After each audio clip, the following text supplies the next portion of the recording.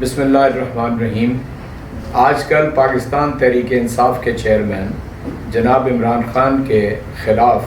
ایک طوفان بدتمیزی کھڑا کیا گیا ہے اور نفرت انگیز جو تقاریر ہیں وہ کی جا رہی ہیں، اور اس حوالے سے بعض ایسے اشکالات پیدا کرنے کی کوشش کی جا رہی ہے کہ جو ایک ایسے شخص کے بارے میں ہے کہ جو پاکستان کا سب سے زیادہ چاہا جانے والا اور معروف ترین سیاستدان ہے، اور قوم ایک غالب اکثریت اس کے اوپر اعتماد کرتی ہے اور نوجوان نسل اس کے اوپر فریفتہ ہے۔ اس کے بارے میں یہ کہا جا رہا ہے کہ وہ دین کے بارے میں اس کا فہم اور حضور نبی کریم صلی اللہ علیہ وسلم کے بارے میں ختم نبوت کے اوپر ان کا ایمان اور اسلام کی جو حقانیت ہے اس کے بارے میں شکوک و شبہات جو ہیں وہ پیش کیے جا رہے ہیں۔ قرآن عظیم الشان کے اندر سورہ بقرہ کے اندر ارشاد باری تعالیٰ ہے، وَكَذَلِكَ جَعَلْنَاكُمْ أُمَّةً وَسَطًا لِتَكُونُوا شُهَدَاءَ عَلَى النَّاسِ وَيَكُونَ الرَّسُولُ عَلَيْكُمْ شَهِيدًا۔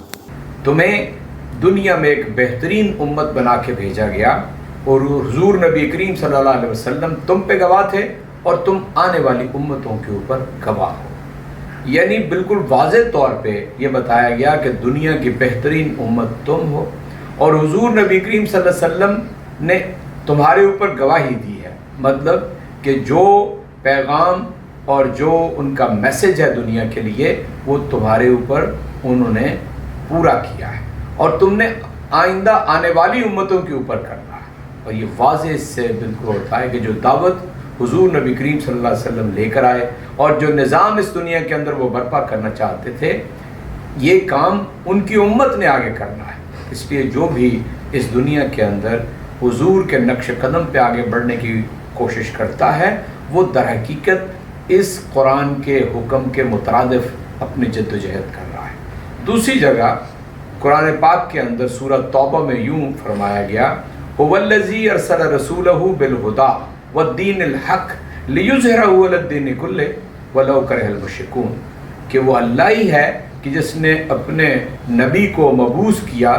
دین حق اور ہدایت دے کر تاکہ وہ اسے دنیا کے تمام نظاموں کے اوپر غالب کر دے، اور مشرکوں کو چاہیے کتنا برا ہی کیوں نہ لگے۔ چنانچہ اگر یہ آیت کا منشا بھی ہم سمجھ لیں کہ حضور نبی کریم صلی اللہ علیہ وسلم کی بعثت کا مقصد در حقیقت اس دنیا کے اوپر اس نظام کو غالب کرنا ہے جسے وہ لے کر آئے تھے، اور ان کے دنیا سے پردہ فرما جانے کے بعد یہ کام خلفائے راشدین نے، صحابہ کرام نے، اور اس کے بعد امت کے ان بزرگوں نے کیا کہ جو اسلام کے راہ راست کے اوپر موجود تھے، اور تا قیام قیامت کوئی شخص بھی جب اٹھے گا تو اسی نظام کو لے کر آگے چلے گا۔ چنانچہ عمران خان کا یہ کہنا کہ وہ اس ملک کو ایک مدینہ جیسی ریاست بنانا چاہتے ہیں، اس کے اوپر کسی کو کوئی اشکال نہیں ہونا چاہیے۔ یہ بات میں کیوں کہہ رہا ہوں؟ 75 برس کے اندر پاکستان میں متعدد صدور، وزرائے اعظم، مارشل لا ایڈمنسٹریٹر آئے، اور کبھی انہوں نے اس بات کا وزیر اعظم بننے کے بعد نہ اعلان کیا نہ اس کے لیے جد و جہد کی کہ پاکستان کو مدینہ جیسی ریاست بنانے کی کوشش کرنا ہے، اس لیے کہ پاکستان کی بنیاد دو قومی نظریے کے اوپر ہے، اور دو قومی نظریے کی بنیاد کلمہ لا الہ الا اللہ محمد رسول اللہ کے اوپر ہے۔ اس میں کوئی شک نہیں ہے کہ جو نعرہ لگایا گیا تھا وہ پاکستان کا مطلب کیا؟ لا الہ الا اللہ، اور اس سے مفہوم پورا کلمہ تھا۔ کوئی اور کسی اگر کوئی اشکال پیدا کرنے کی کوشش کرتا ہے تو وہ بالکل غلط اشکال پیدا کرنے کی کوشش کرتا ہے۔ وزیر اعظم کا حلف اٹھانے کے بعد عمران خان نے پہلی دفعہ جب OIC کی سربراہ اجلاس میں مکہ میں شرکت کی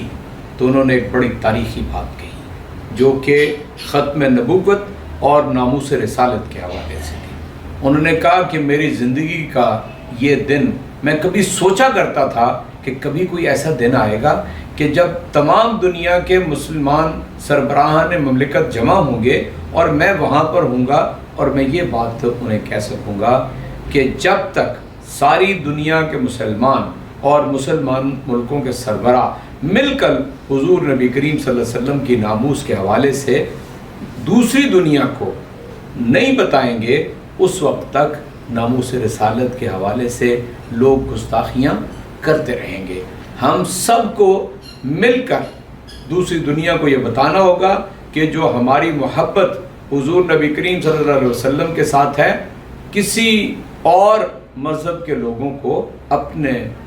نبی کے ساتھ اور اپنے پروفٹ کے ساتھ نہیں ہے۔ اس لیے ہماری ان کے ساتھ محبت کا تقاضا یہ ہے کہ ہم ساری مسلمان امت مل کر دنیا سے مکالمہ کریں، انہیں بتائیں کہ ہم ان کے بارے میں کیا رائے رکھتے ہیں۔ اس لیے وہ پہلے مسلمان پاکستان کے سربراہ مملکت تھے کہ جنہوں نے پوری دنیا کے مسلمان سربراہان مملکت کو اس بات پہ آمادہ کیا۔ اور دوسری بات یہ انہوں نے وہاں پر کہی کہ ہمیں سب کو مل کر جس طرح کے ہولوکاسٹ کے اوپر یہودی اپنا موقف رکھتے ہیں پوری دنیا کے ایک موقف، اسی طرح مسلمانوں کو ختم نبوت کے اوپر اور ناموس رسالت کے اوپر اپنا ایک موقف رکھنا چاہیے۔ اس کے بعد میں آپ کو یاد دلاتا ہوں کہ جب وہ اقوام متحدہ میں گئے اور سلامتی کونسل میں انہیں بات کرنے کا موقع ملا تو انہوں نے کہا کہ ہم اپنے نبی سے جس طرح محبت کرتے ہیں،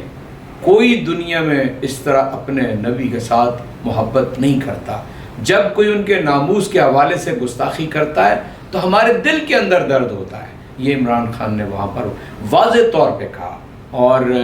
وہاں پر اس بات کے اوپر انہوں نے زور دے کے کہا کہ دنیا کے اندر اسلام کے حوالے سے بہت اشکالات ہیں، اس لیے پوری دنیا کے اندر ایک دن ایسا منایا جانا چاہیے کہ جو اسلاموفوبیا کے حوالے سے جو ہے لوگوں کے درمیان وضاحت کرے کہ اسلام تو ایک سلامتی کا دین ہے، پیس کا دین ہے، یہ متشدد نہیں ہے، اس میں کوئی شدت پسندی نہیں ہے۔ یہ جو ٹیررزم کی اور شدت پسندی کی اس کے ساتھ لوگ جوڑنا چاہتے ہیں، یہ اسلام کے بالکل برخلاف ہے۔ اسلام سلامتی کا اور امن کا اور بھائی چارے کا سبق دیتا ہے۔ چنانچہ عمران خان کی کوششوں کے نتیجے میں 15 مارچ اسلاموفوبیا کے حوالے سے ایک دن جو ہے وہ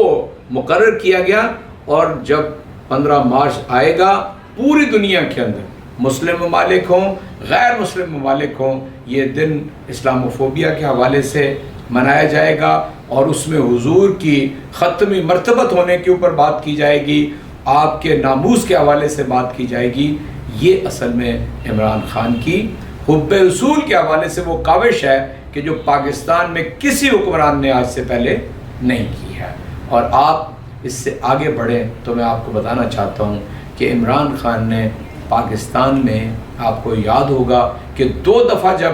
OIC کی کانفرنس ہوئی تو اپنے اس موقف کا اعادہ کیا کہ وہ ختم نبوت کے حوالے سے، ناموس رسالت کے حوالے سے صلی اللہ علیہ وسلم کیا موقف رکھتے ہیں، اور پوری دنیا کے اوپر اس کے اوپر جمع کیا۔ انہی کی کاوش کے نتیجے میں آپ کو یاد ہوگا کہ کینیڈا کے وزیر اعظم نے اور روس کے صدر نے بھی ان کے موقف کی حمایت کی حضور نبی کریم صلی اللہ علیہ وسلم کی ناموس کے حوالے سے۔ چنانچہ یہ ان کا وہ بین الاقوامی طور پہ ان کی شخصیت کے اور ان کے کام کے اثرات ہیں۔ اس کے بعد میں آپ کو بتانا چاہتا ہوں کہ انہوں نے پاکستان کے اندر رحمت للعالمین اتھارٹی قائم کی۔ نہایت افسوس سے میں کہنا چاہتا ہوں کہ موجودہ امپورٹڈ حکومت نے اس کو منسوخ کر دیا ہے، اور وہ اس لیے قائم کی گئی تھی کہ ہم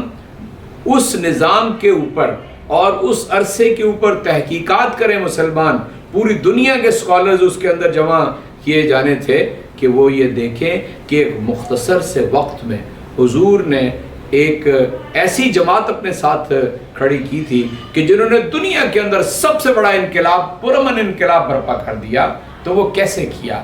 انہوں نے اس اتھارٹی کو منسوخ کر دیا۔ چنانچہ آپ سمجھتے ہیں کہ وہ عملی کام اس سلسلے میں کرنا چاہتے تھے۔ اور آپ کو یہ بھی بتا دوں کہ خیبر پختونخوا کے اندر اور پنجاب کے اندر جو پرائیویٹلی سود کا نظام ہے اس کے اوپر پابندی لگا دی گئی ہے، اور نہ صرف پابندی لگائی گئی ہے بلکہ اسے قابل تعزیر جرم بھی قرار دیا گیا ہے۔ اور یہ ان کے وہ اقدامات ہیں کہ جو اسلام کے حوالے سے اور دین کے حوالے سے۔ اب آ جائیے اس بات کے اوپر کہ لوگ ان کے اوپر کفر کے فتوے لگانا چاہتے ہیں۔ میں آپ کو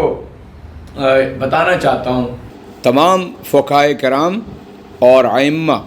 اس بات میں متفق ہیں کہ جو کسی کے اوپر کفر کا الزام لگائے، کوئی ایسا فعل سرزد ہو جائے، کوئی بات ہو جائے، تو جب تک اس شخص سے وضاحت نہ لے لی جائے کسی کے اوپر کفر کا فتویٰ نہیں لگایا جا سکتا۔ اور سارے لوگ کہ جو آج بڑے بلند و بانگ دعوے کر رہے ہیں اور فتووں کی زبان استعمال کر رہے ہیں،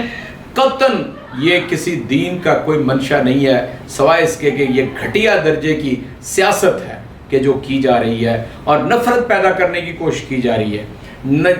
جس کی نہ دین کے اندر اجازت ہے، نہ پاکستان کا آئین اس بات کی اجازت دیتا ہے کہ آپ کسی کے اوپر اس طرح جو ہے فتوے لگائیں۔ کسی کو کافر قرار دینا، میں اب دیکھ رہا ہوں اور سن رہا ہوں سوشل میڈیا کے اوپر مختلف رہنما اس طرح کی باتیں کر رہے ہیں اور لوگ اس طرح کی باتیں کر رہے ہیں۔ کسی کو کافر کہنا، میں یہاں پر آپ کے سامنے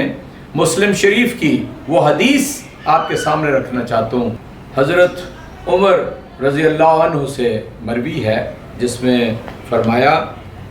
کہ رسول اللہ صلی اللہ علیہ وسلم نے فرمایا، تم میں سے کوئی بھی آدمی اپنے بھائی کو کافر کہے تو ان میں سے کوئی ایک اس کا مستحق بن جاتا ہے، اگر اس نے کہا جیسا کہ وہ تھا، اور وہ اگر نہیں تھا تو اس کی طرف پلٹ آئے گا۔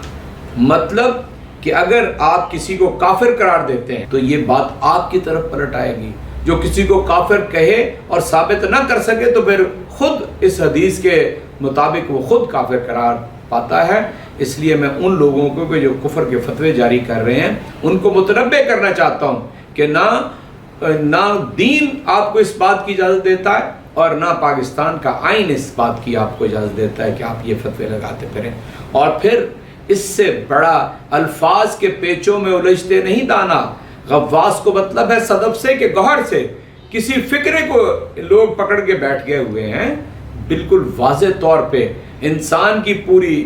زندگی، اس کی شخصیت، اس کی جو مجموعی اس کا کلام ہے، اس کو پیش نظر رکھا جاتا ہے، فکرے کو نہیں پکڑا جاتا۔ یہ اگر اس طرح کا کوئی کام یعنی وہ لوگ کر رہے ہیں کہ جو بظاہر یعنی علماء کی صف میں نظر آتے ہیں، میں انہیں متنبہ کرنا چاہتا ہوں کہ آپ یہ جو کر رہے ہیں یہ دین کے بالکل برعکس ہے، پاکستان کے آئین کے بالکل برعکس ہے، اور آپ ایک فتنہ کھڑا کرنے کی کوشش کر رہے ہیں اور کسی شخص کی عزت، آبرو اور اس کی زندگی کے ساتھ آپ کھیل رہے ہیں۔ اس لیے میں واضح طور پہ کہنا چاہتا ہوں کہ عمران خان اپنے ایمان، اپنے ایقان اور اپنے فہم کے مطابق نہ صرف ایک مسلمان ہیں بلکہ حضور نبی کریم صلی اللہ علیہ وسلم کے اوپر ختمی مرتبت ہونے کے حوالے سے بالکل واضح انہوں نے ایک نہیں 20 مرتبہ ان کی تقریر کے اندر آپ نے سنا ہوگا، انہوں نے کہا ہے آخری نبی۔ تو آخری نبی ہونے کا جو اعلان کرتا ہے حضور کے بارے میں، اس کے بارے میں کوئی اشکال پیدا نہیں کیا جا سکتا۔ بالکل واضح ہے کہ جو حب رسول اس شخص کے اندر ہے، شاید ہی میں نے پاکستان کے حکمرانوں کے اندر کبھی اس سے پہلے دیکھی ہو، سنی ہو۔ چنانچہ ہم پوری طرح آگاہ ہیں اور ہم قانون کا راستہ اختیار کریں گے، ہم ابلاغ کا راستہ اختیار کریں گے، ہم عام آدمی کو سمجھائیں گے کہ جتنے لوگ ہیں یہ غلط مبص بھی کر رہے ہیں اور ایک خطرناک کھیل کھیل رہے ہیں جس کے نتیجے میں نقصان ہونے کا اندیشہ ہے۔ میں اللہ سے دعا کرتا ہوں کہ ان سب لوگوں کو اللہ تعالیٰ نیک ہدایت دے، ورنہ خائب و خاسر فرمائے۔ بہت بہت شکریہ۔